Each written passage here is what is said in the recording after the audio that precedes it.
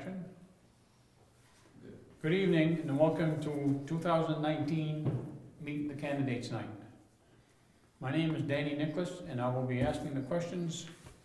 This evening we have Jake Robichaud, Carrol Theriault, and Joey Ouellette. We have 3 people running for 2 positions on the council. These 2 positions are for 3 years. To start off with, I'll ask the candidates to explain why they're running for the council and what they hope on doing during their 3-year tenure. I will be the timer and hopefully I can get the clock to work when I want it to work. I'll start with the senior person, not to discriminate, but Mr. Theriault. 3 minutes. Hi, my name is Carrol Theriault. I reside in Fort Kent. I'm running for Town Council. This would be my second term that I'm running for. I retired from the Madawaska Police Department, 33 years of service, and my interests in politics and especially in our community. As I was getting ready to retire, I got really interested in the community politics. So what I hope to do if I get re-elected is continue working on the board, trying to improve our community, to help bring in businesses, maintain our infrastructure, our roads, and serve our community and our public. That it, Carol? That's it. Okay, thank you. Jake, why are you running for the Town Council? All right, my name is Jacob Robichaud, and I'm running for Town Council for quite a few reasons. First and foremost, I love this town. I've lived here for most of my life. I moved away for a short while, experienced life elsewhere, and realized that this was the place that was home and this was the place that I needed to be to raise a family. And once I moved back here, I worked in the family business and was blessed enough to meet my wife, who's not from here. She came to college here from Attleboro, Massachusetts. And quickly we made this our home, and we've been married now going on 20 years this month. And about 6 years into our marriage, we purchased a business, and it put us in touch with a lot of different people in the community. And when you get connected like that, it's hard not to speak up. And so coming to town meetings was never anything I did until I got invited by Mr. Nicholas 7 years ago to run for Town Council, and I did. And since then, last year, I chose not to run for council. My time on council participated in a lot of different things. We didn't always put things on an agenda, but there's a space at the end of each meeting where you're given an opportunity to discuss items. And we did things such as put in glass and metal recycling, which didn't used to exist in this town. And I guess my point in that is there's a lot of things that happen even though you don't put it on an agenda. I believe that we have a great leadership team at our town. I think it's important right now that we give them the opportunity and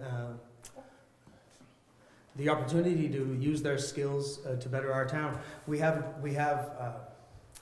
a lot of things happening here, and if you're active in this community, you're gonna learn a lot. And we worry about out-migration. And I was an out-migrant. And I moved away and I realized just how great this place was. But out-migration is part of the problem that we face here. Another part of the problem is that a lot of the families that used to have 14 children in the same houses, now you're seeing 2 children. This is a problem it's a multifold problem. At our chamber supper, we had the United States Business Administration representative here speaking. 49 seconds. And how many seconds? You're done. I am No, done. you got 47. All right, we had the U.S. Business Administration speaker here, and he recognized what's special about this community. And it's and the town manager in her letter in our annual report says it. Okay, Jim. And one of the things that separates Fort Kent from others across the state is countless hours of hard work put in by volunteers, board members, and employees. Okay. And that's what makes this town special. Thank you, Jake. Thank you. I told you the clock wouldn't work right. Yeah, that was a really quick 47 seconds. No, it's Yeah, it because it had been stopped before Stopped. that. Okay, Joey Ouellette. All right, my name is Joey Ouellette. I'm from Fort Kent. I'm currently on the Town Council. I'm running for a second term. The reason why I'm running again is because, well, obviously I live here and I love it here. And originally when I left, I would say about 11 years ago, and I came back, the town was not the same at all. A lot of families had left. A lot of my friends had left. A lot of businesses had closed. And I was kind of curious what was going on from a municipal perspective, so I decided to get involved with the municipal government. I ran for town council. The first time I lost by 3 votes, and so I was actually kind of motivated by that because I came close to beating an incumbent, so I decided to run again, and I got on the town council. But one of the things that I had recognized was, again, the biggest thing that's killing our community is people are leaving and they're not coming back.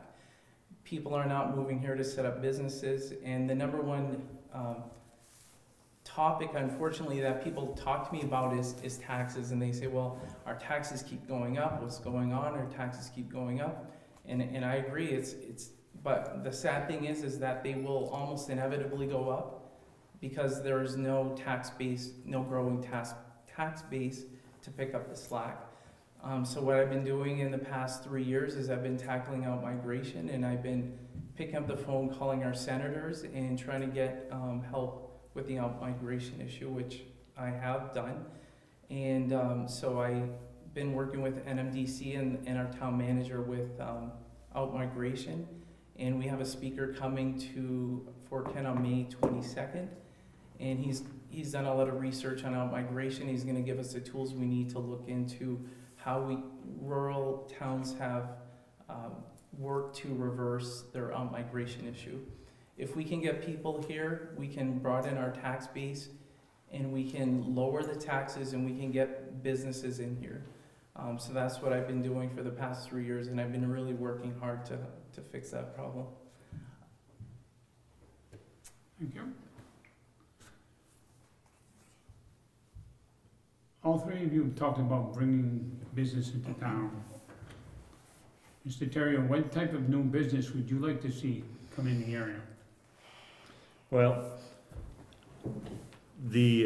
what's made these communities, small communities like Fort Kent in the valley, have been small businesses, mom and pop shops, and in order to continue that route, we have to keep our young people in our community, and hopefully try to encourage them to look into opening businesses. The larger businesses is going to be a little bit harder to get into our community, unless if we're dealing with the wood industry. And one of the major problems we have in this area is our road system, and big business are leery to come up north because of these roads that we have. So we need to promote our community and hopefully attract our young people to want to stay here in this community, and to try to open some businesses to keep the community going. Okay, thank you, Carrol. By the way, you will not be getting the same questions one after the other. Okay. Jake, how do you feel about increasing taxes or decreasing them, and why? how do I feel about increasing taxes and decreasing taxes, and why? Well, I hate increasing taxes because I don't like paying more for taxes, nor do I like to see others that live on fixed incomes have to pay more for taxes.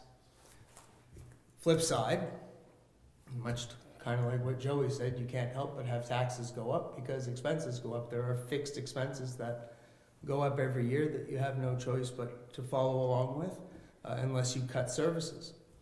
And so it's kind of it's a seesaw, it's a balance. It's a balance of what services can you provide for the least amount of taxes that you can tax a community.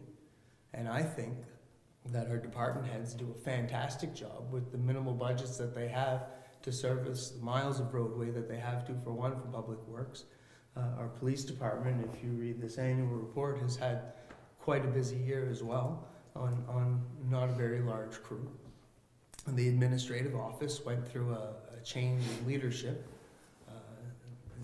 Recreation department really runs at pretty much the base that the minimum wage law allows for salary.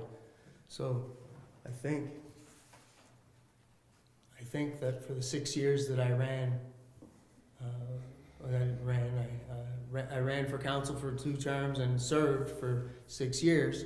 I think that the proof is in what I've done and what I've stood for, and where I've chosen to allocate and invest the money of our community. So, hope that answers your question satisfactorily. Thank you, sir. Joey, schools, should there be only one high school in the valley? And if so, where should it be located? That's a good question. You knew that was coming. Yeah, I knew that was coming. So I definitely support the consolidation of schools.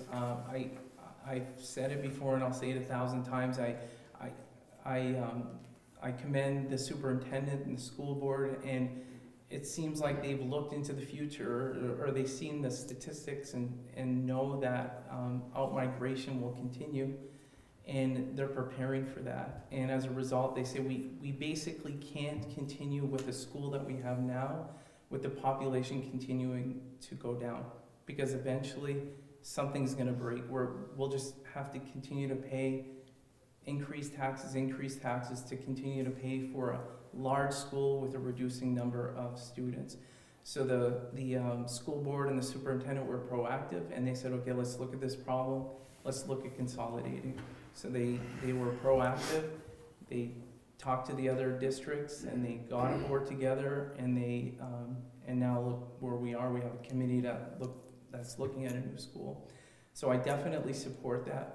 My biggest concern, and I was asked by the paper, and I'm glad I'm able to clarify, whether or not I'd support a school in Frenchville. The biggest issue I have, if it were built in Frenchville and it succeeded, I would be extremely happy. The problem is for Fort Kent is that it seems as though we're the hub of northern Maine. I feel that if it was built in other than Fort Kent, that it would completely destroy this town. That our out-migration is bad now. If the school is built in Frenchville, you can kiss it goodbye. It's going to be terrible. People will continue to leave. And if a doctor wants to come work at the hospital, he'll say, where's your school? We'll say it's in Frenchville. He'll say, I'm sorry, I'm not coming. If there's a professional, he'll say, where's your school in where's your school? We'll say it's in Frenchville. I'm sorry, I'm not coming to work there. Professionals want their kids to have good schools. If I was a counselor in Frenchville, I'd be fighting for a school in Frenchville, but Fort Kent voted me in, and I'm going to fight very hard for Fort Kent to have the school here. So again, if at the end of the day it's in Frenchville and it succeeds, I'll be happy, but I'm going to fight for Fort Kent to have it in Fort Kent, because I want Fort Kent to succeed, and ultimately I think we have the best town, we have the best infrastructure, we have hospital, university, everything like that. So I'm basically going to fight for it to be in Fort Kent. Thank you. While we're on school, well, I did say, okay, Carrol, how do you feel about increasing or decreasing taxes? Well, like Jake was saying, Fort Kent we have a lot of older people that are retired, that are on fixed income. And when it comes to taxes, I mean, it's a sensitive subject for everybody. Again, nobody likes to pay more taxes. But I think we offer good services to our community. And I was looking at the taxes from 2008 to where we're at now. And one of the biggest problems is our revenue sharing that we get from the state. You know, we used to get over $500,000 of revenue sharing in 2008, and we're down to $200,000 as of last year, and it's going to be lower this year. So, in order to keep the way we're operating, providing the services to our community, and we have good departments, the police department, the town office, the public works. I mean, the equipment is needed, the pay scale are going up. There are going to be some tax increases. I'm not in favor of hiking, you know, large increases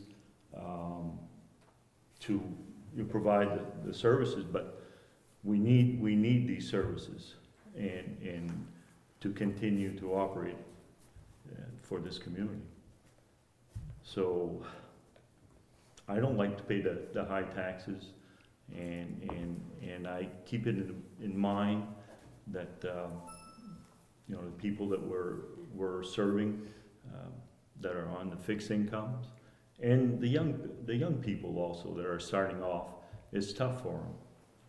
So, but when I vote on increasing the mill rate, you know, I really have to look at it, and it has to be warranted.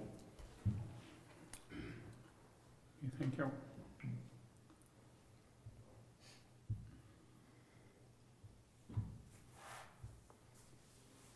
Jake? Skip me, Huh? Danny. Okay, it's Jake's turn. Jake, what do you think of flatlining the budget? Is that a good idea? You mean flatlining the budget? By flatlining a budget, the way I see it is you maintain the same budget you had last year and the year before and the year before. In other words, no increase at all.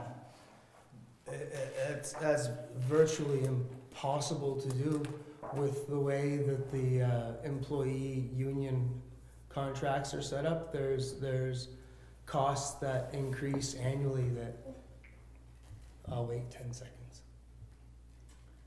He's more worried about. Well, no, I just. No, it should be going, it should be going. Keep you in track.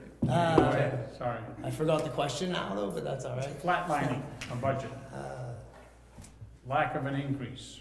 Yeah, you can't do that because there's fixed, if you do that, you're gonna cut services. Having said that, you touched on revenue sharing, and so that might be a good place to talk about where money and budgets come in. But I'm not sure where Governor Mills is gonna get this money, but we're on track to have our revenue sharing restored to full funding within the next 3 years. So that and all the teachers getting raises is gonna cost some money, but I don't know that that's a bad thing for our town. So they're, you know, complaining to our representatives long enough caused them to look at it. And so yeah, flatlining, I don't know that, I mean, ideally it would be great if we could say, yeah, the budget's not gonna go up and we're gonna provide the same services, but that's just not the reality. Okay, thank you. I lost it completely. Glad you're done. You want a backup timer?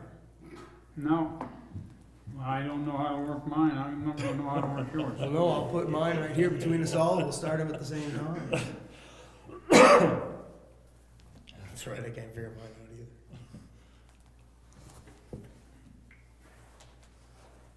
either.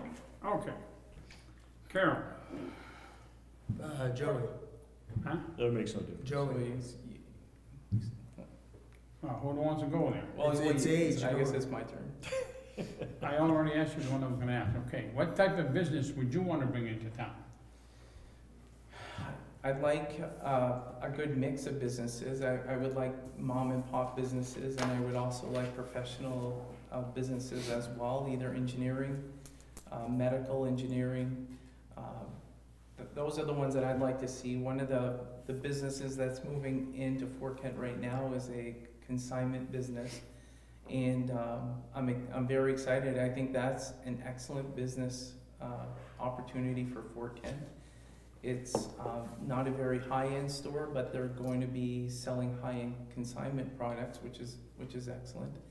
And they seem to do a lot of research on marketing and market research, and they seem to think that that's a business that can be successful here in Fort Kent. So definitely a good mix of professional and entrepreneurial type businesses, like a mom and pop shop like the one that's going to be opening up. The next one is not on my list here, but since people are talking about mom and pop businesses, industrial site. We have one industrial site in Fort Kent. It's built to the max. We had a reserve account for the industrial site, which has been pretty much depleted. What is your feeling if a business wants to come into town, they need an industrial site, and we have none? Anybody want to bite on that one? Joey? I've talked to people that suggest to actually move the industrial site, and I think that's an excellent idea. They suggested to move it closer to the railroad, and because right now the industrial site that we have doesn't have access to rail, and I think it would be much better if we could access the rail and increase our industrial site. So I thought that was an excellent suggestion. So that's what I would say, is to actually move our industrial site if we could, or build another industrial site. Okay, I'm gonna stay with you, Joey, since you said there's no rail. The main line goes right by there. Right. Daigle Oil has a spur. There used to be a spur there. A spur is a place where the rail bed can come by. As I mentioned, it's full. There's no place to put anything else. Now, where would you wanna, first of all, you're not gonna move it because it's there. Where do you think another industrial site would be good? Well, there's plenty of land on towards Madawaska. Like if you're headed towards Frenchville, there's where the railway is now. I know I dealt as law enforcement in another community, and I would meet different truckers, and they couldn't believe our road systems. But if you can improve that, I think we'd have a better chance of attracting business. Jake? So, the industrial park as it is full. And you really can't force people to invest, but if we as a town were to look at a place to put an industrial park, I'd have to say by the old drive-in. Because you're still somewhat close to the rail bed, with potential access.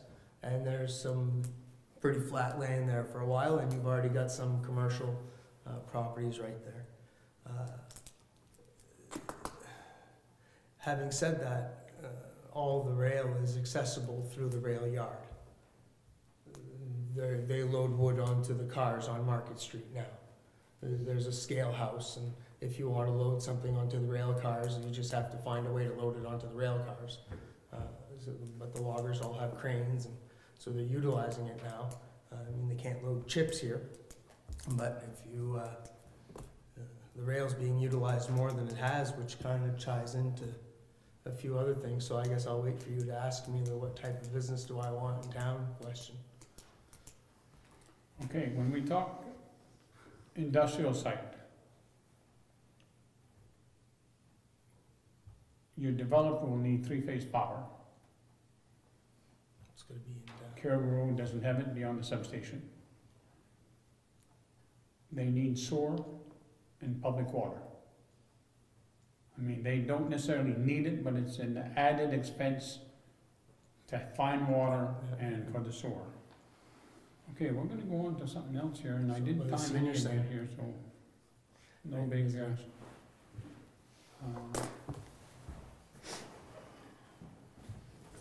okay, who didn't get, okay, Carrol, Yes. one school in the area, where should it be located? I totally support the consolidation of the school. Of course, I'm supporting the school to be in Fort Kent. And I think it's more central to the communities that are involved. And then you have your police department, you have your hospital, you have your fire department. If there are emergency there, I mean, if it's located in Frenchville, you don't have a local police department. Maybe they'll get one, I don't know. But this is something that Fort Kent offers. Another thing that we offer is the students are taking college courses. Now, if you build it somewhere else, you're gonna have to bus these students to Fort Kent for the college courses. So when you're busing the students, they're not in class. But if it all boils down where they say, well, it's gotta be in Frenchville, well, I'd have no reason to not want to support it, because you gotta think what's best for our students. And the education part, if we can offer good education, better education for them, I wouldn't want to lose that. But I want to see the school here in Fort Kent. Okay, thank you.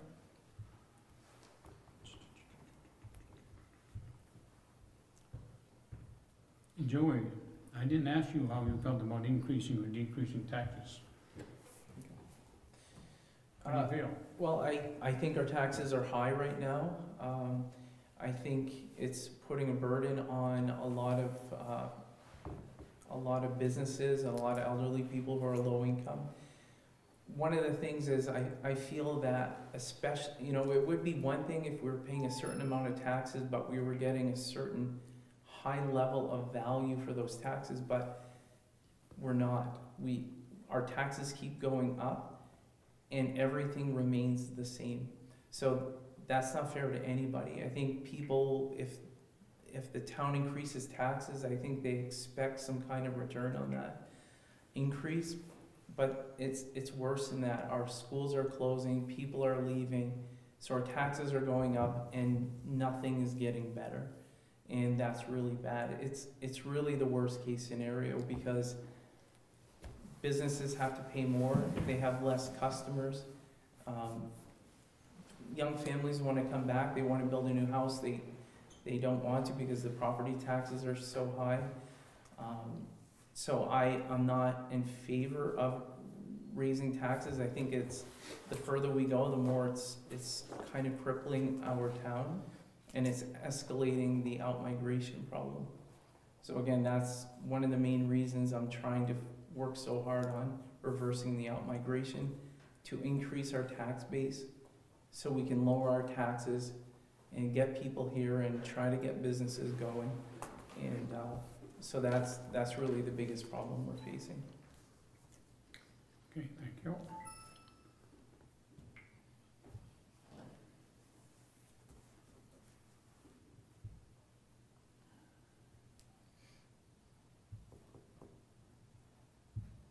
Some people have complained that snow removal is done, let's say, between the hours of 7 and 9 when the traffic is heavy and whatnot. What are your ideas on that? I'm gonna stay with you, Joey, for now.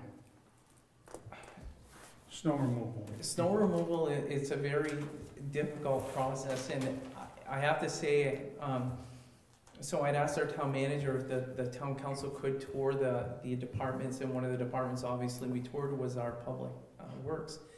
And Tony does a great job with the equipment that he has. I mean, he's running barbaric equipment, But unfortunately, one of the biggest concerns that people have or bring to me is, well, the first one is taxes, obviously. The second is is the timing in which that they removed the snow. So that, I don't think that is any reflection on Tony and how good of a job he does. It's just the timing that they're able to do their snow removal. But changing the time that they do the snow removal likely would increase the cost that he operates. So I know Susie did look to Madawaska to see how they see the schedule that they use and to kind of look at the budget. So if we could shift the hours, I think it would be a lot better for our businesses in Fort Kent. He would still do a great job. It would just be if we could get it done at an earlier time. But again, I think that would increase his expense, because if he did it during the night, he may have to pay more overtime or whatever. But I would like to see the plowing done a little bit earlier, so our streets would be clear when traffic hits and our buses go to school. Because I know there's been a lot of times where the plowing's been done right at the peak hours in the morning. So of course, as a counselor, a lot of people call me and they say, Joey, why are the plows running right when the buses are running? So I did address it here with the council before.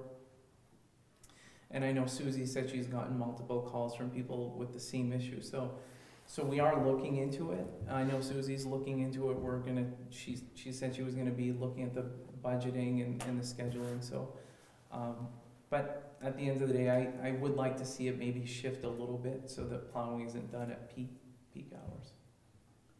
Thank you. Jake, would you keep cutting or prevent the budget from going up just for the sake of looking good? No. No, I don't have anything to prove. Simple answer. Carrol?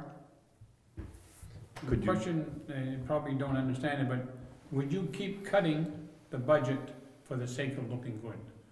By cutting it, I also mean not allowing an increase in certain departments' budgets to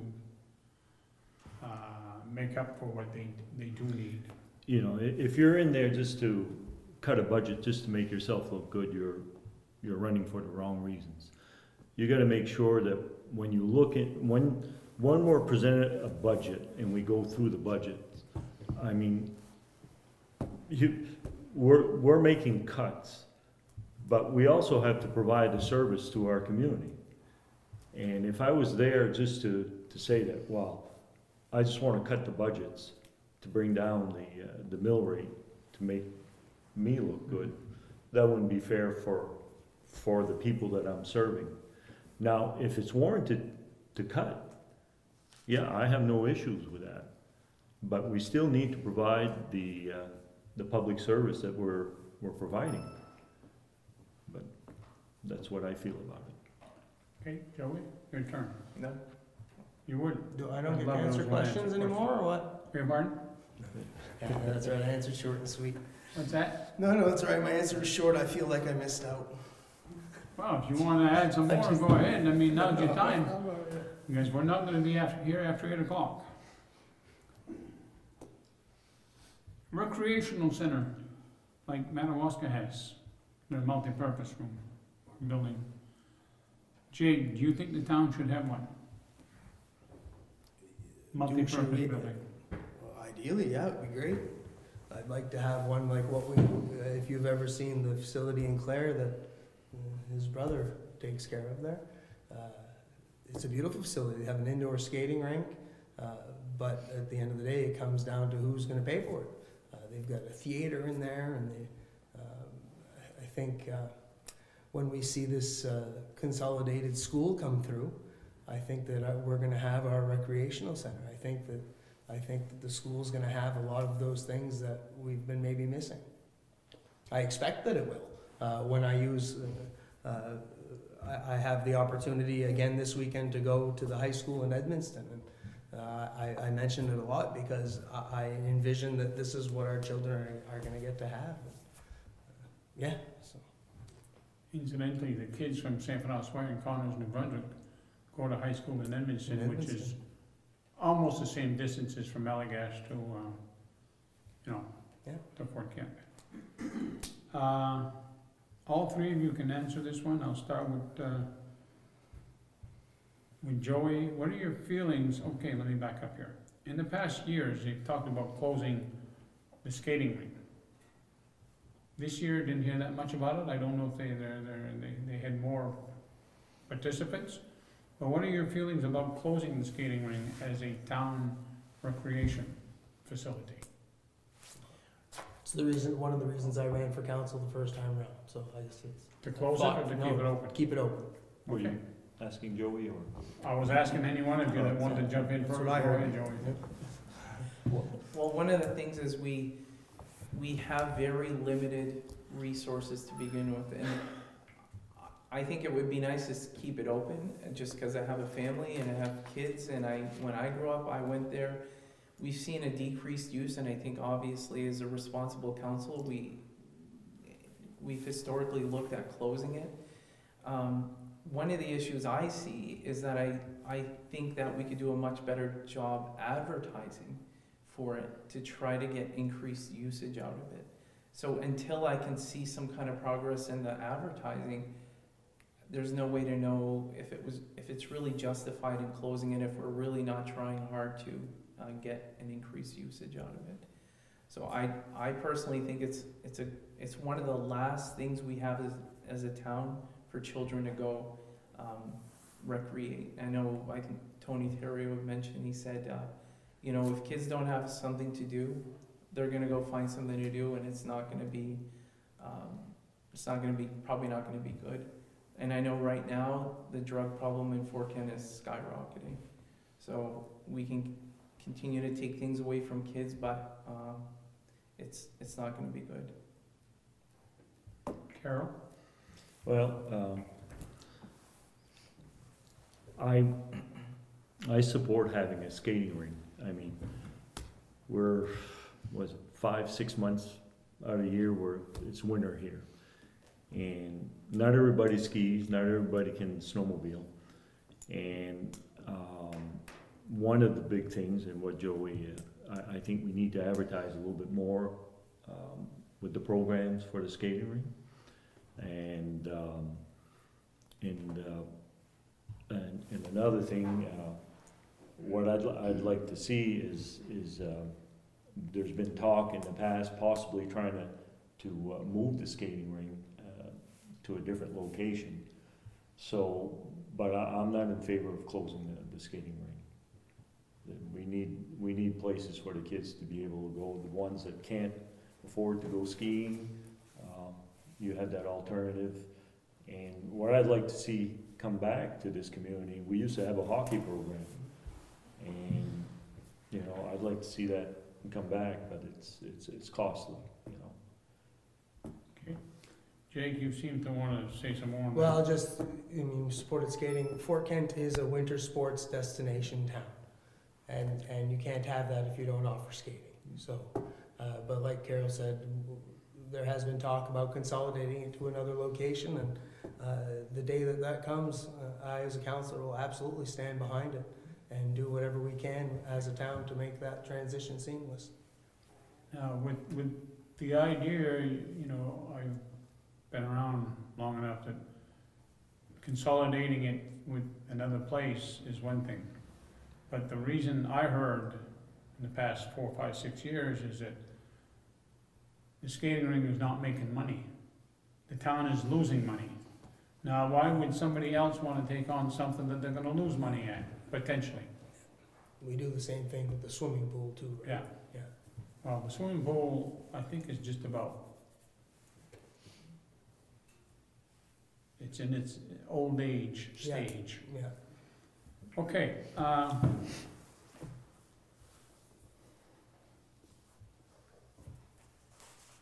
got 2 questions here, which probably, or does anybody have a question that they didn't answer that? Yeah, I'd like to speak up on the snow removal. Okay, go ahead.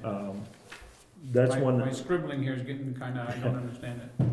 one of the reasons, that we're having the issue with the late morning snow pickup, I mean, they do a great job as far as picking up the snow. I mean, with Tony, he's got 5, including himself, there are 5 people working at Public Works. I think for the amount of people that he's got, they do an excellent job. But one of the issues with the snow removal, trying to get it earlier, was a contract, a contract issue, and the overtime issue. And I know that's one area that the town manager was gonna look into, in trying to resolve that, so that they can pick up snow at a earlier time, and not be in the way of, with the interfering with the traffic. Now, if you're gonna compare Fort Kent with Madawaska, I mean, Madawaska has double the employees of Fort Kent for Public Works, so they can operate 2 shifts, but for the amount of people that Tony has, I mean, he does an excellent job, and his truck drivers that are driving the trucks, I mean, I don't think there's one individual, those are part-time, they come in whenever there's a snowstorm. I don't think there's an individual that's below 70 years old. So eventually there's gonna be an issue, we're gonna be lacking truck drivers here. Not everybody's Class B licensed to be able to operate those. But this is one area that I know for a fact that the town manager and the board is gonna be looking into. Okay, Carol, when you mention contracts, you're talking contracts of the Oh, employees, yeah, not the contractor that, correct, okay. correct. The employee's contract with the Teamsters. You got anything you wanna add? Well, not on that issue, he touched on everything I was gonna say. Okay, let me, if it's not on that issue, I've got another one here. In reference to snow removal, at a council meeting here, 3 or 4 council meetings ago, or prior, or sooner than that, or earlier than that, there was talk about probably not going out to bid next year, or the year after, whenever the current contract with the contractor who does east side of Fort Kent, and stating that we probably could save money. But with that said, what are your feelings, Jake, on not going out to contract and the town doing it? That was my time, was up. So, actually, I got to take part in that very exact process, where we actually had Tony look, maybe my second year on council, Tony looked into it. And at that time, it ended up being a lesser expensive investment to just go with the contractor, because of the distance of those other roadways and the labor, because you're not just gonna hire someone seasonal, it's gonna be a full-time employee, because it's gonna be hard enough to retain an employee. So there was a lot of factors that weighed in. So I'd say, I wouldn't say I'm shut down to it. I'd say that if it comes to it, then we need to look at the paperwork and determine, I'm sure the cost of trucks hasn't gone down. There's some expenses there that are. Do either one of you wanna touch on that? Well, just that it generally it should cost less money with a contractor. Because like Jake said, it's seasonal work. Otherwise, we as a town would, if Carrol hired a whole crew to plow in the winter, what would we do with them in the summertime? So that's the biggest issue. So a contractor generally would be the most economical way. Yeah, it was, well, we discussed it not too long ago, and like Tony was saying, I mean, just the cost of the equipment, and then your employees, that you're gonna have to hire more employees, you're gonna be paying benefits, the insurance. So right now, it's cheaper to go with the contract. Okay, I've got questions here that I'm not gonna ask Jake simply because this is something that the town council did. Your Article 25 in the town warrant,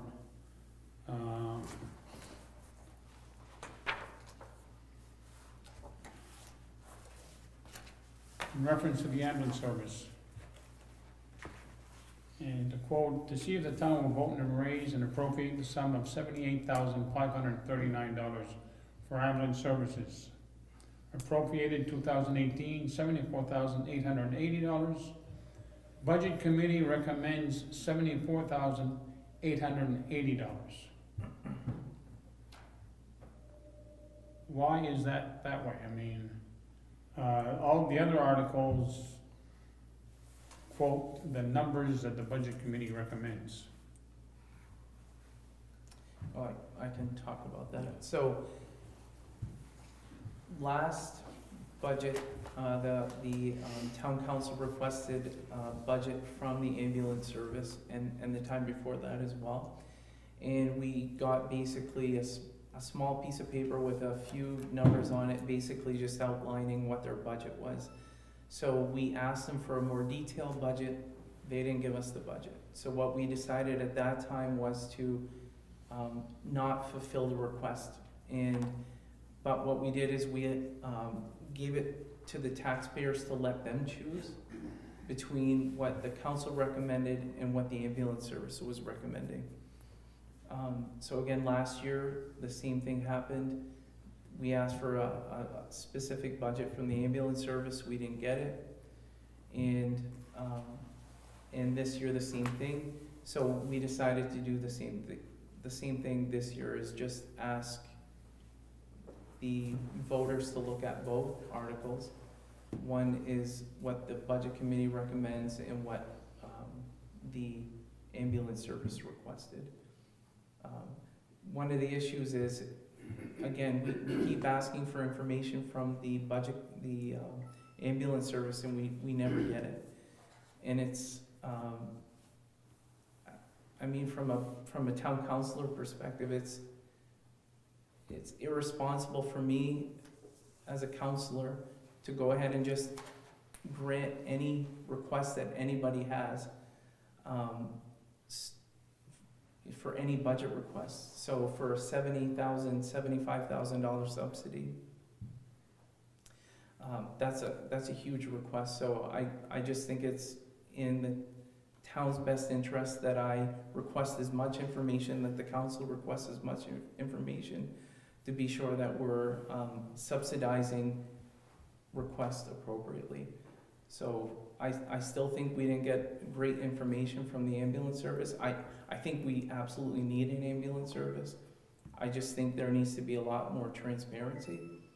And so I just think it's good that the town at least has a decision to make between those two requests.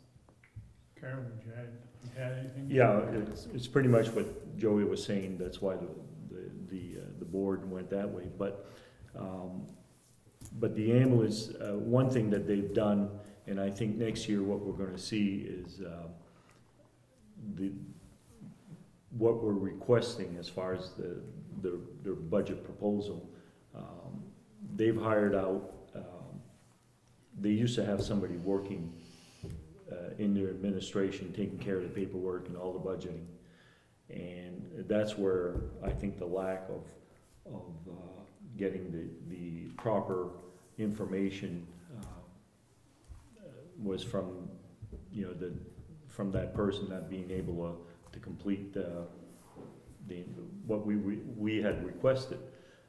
But now they've hired a professional service, and I think it'll be more detailed, and their reasons are saying, like everything else, their cost is going up, and they're having issues in collecting insurances and that. But pretty much what Joey said, that's why we went that route.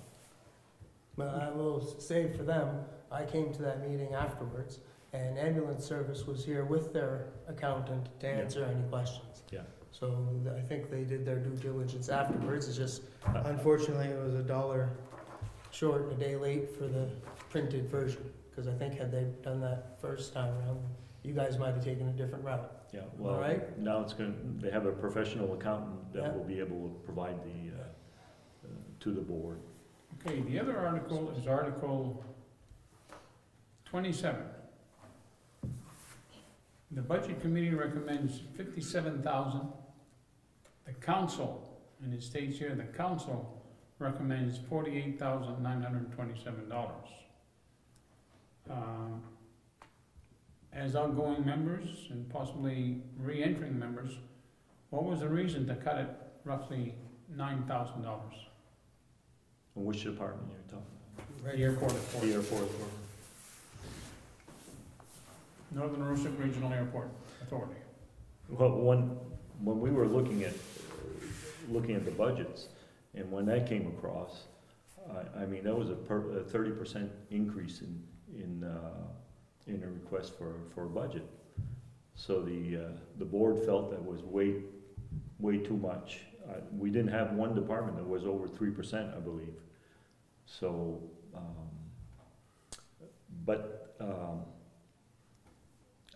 I also represent the town on the airport board, and a little bit of that is that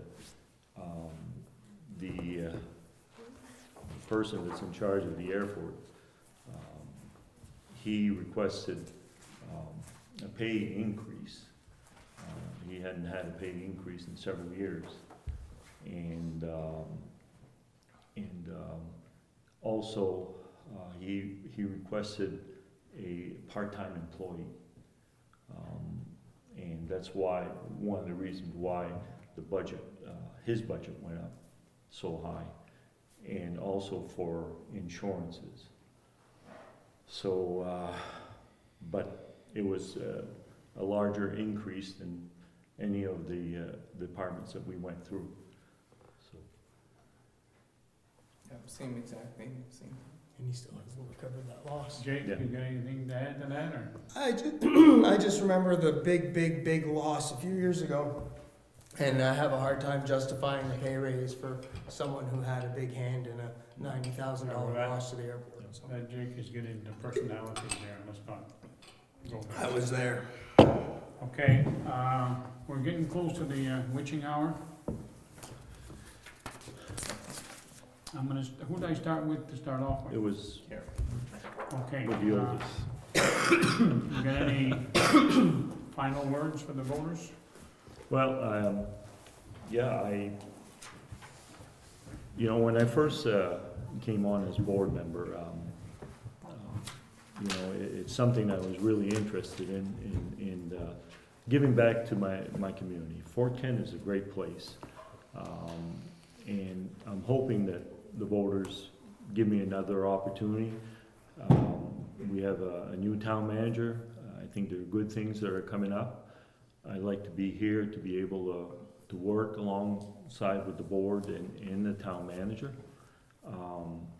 I am retired. I have plenty of time to be able to be on committees and to serve on the board. But whichever happens, I mean, it's been an honor for me to serve on the board in Fort Kent. We have a beautiful community, and whatever happens, I'll always be honored to have been able to serve for at least one term. So I'm hoping to get on for a second term. You still have 1 minute and 54 seconds. I said what I had to say. Thank you. Joey? Yeah, definitely. I'm really anxious to run again and serve the town again for another 3 years. I've worked extremely hard since I've been on the board.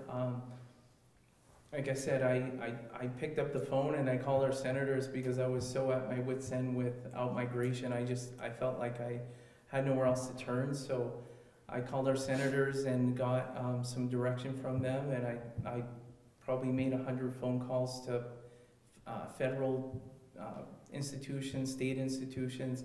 Finally, I was directed back to NMDC, and I told them what I was looking for. I was looking for somebody to help us without migration, and because that's the #1 thing that's killing our town. It's killing our businesses, our schools, it's driving the burden to all the rest of the taxpayers, and it's absolutely not fair.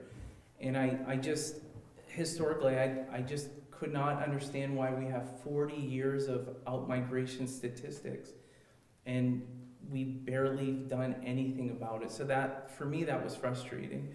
So I finally got NMDC to agree to look around for somebody who's done research on out-migration, and they found somebody from Minnesota. And like I said, he's coming May 22nd. He's done tons of research on out-migration and what rural as others in this community do. And so I'll touch base at the start, recycling. Recycling is a great effort. WAGM TV in the past few months has done a couple news pieces on recycling, and it's been about communities switching to the way that we do our trash removal.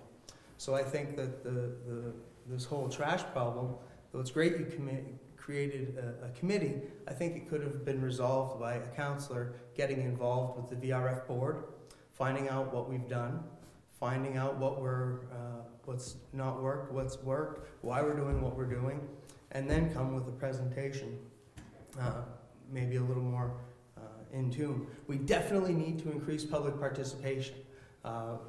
Years ago, we didn't recycle in this town at all, and then all of a sudden we started having little red and yellow igloos pop up. Now we have red and yellow igloos with glass and steel. Those are things that didn't used to be here. Those are things that come out of the landfill costs. Actions speak louder than words. Do something. Years ago, there was batteries that were being thrown away. In 6 months, I collected over 2,000 pounds of batteries. That's how you make a difference. You don't put a committee together. You get out there and you buy some buckets and you put them out there and you collect. You invest in ways to collect this trash so that it can be disposed of properly. You go to businesses and you ask them to put up paper collections. So you have sites that, places that I clean. Emera has 5 different allocated sites for different types of trash. Daigle and Holton. These are things that are happening, but if you always focus on the negative, that's all you're going to get is the negative. And in this town, there's so much positive. You just have to engage in it. And I think we just had, you want to grow this town, we just had the biathlon, there was 250 athletes. And you engage with these people, you invite these people, you make them feel welcome. You can't force people to come into this community and invest, but you can make them want to be here and want to come to this place and raise a family, want to come spend winters here. Why do you spend winters here? Dude, it's great. You get to drive on winter roads, go sideways, you can ski. Lonesome Pine Trails is the only place in this town you can go over 50 miles per hour legally. This town just has a lot of really cool things. But that happens through volunteerism. That happens through people that care about their community, link arms, and take care of each other and this town. And that's why I want to run for council, because I'm engaged with this community in a lot of different areas. When there's a volunteer event going on, you'll find me there either flipping toys or holding a dog or helping an old lady across the street. And that's how you make this town grow. Outmigration is a problem, but so is smaller family sizes. Outmigration is only a problem if people don't come back. I'm proof that people come back. I'm here because I love this town, and other people are here for that same reason. Thank you for voting Robichaud. Jake Robichaud, thank you. Carrol, Theriault, Joey Ouellette. People, you listened to their platform, so to speak. You've had questions answered, maybe not the exact questions you would have liked to have had, but it's pretty hard. I said I'd like to keep this within an hour. Just about made it, an hour and 5 or 6 minutes. The polls are open on Monday, I believe, from 9 or 8 to 6. I'm going to say 9 to 6. 30. The voting is at the Port Kent Municipal Center. The town meeting starts at 7:30 at the high school gymnasium.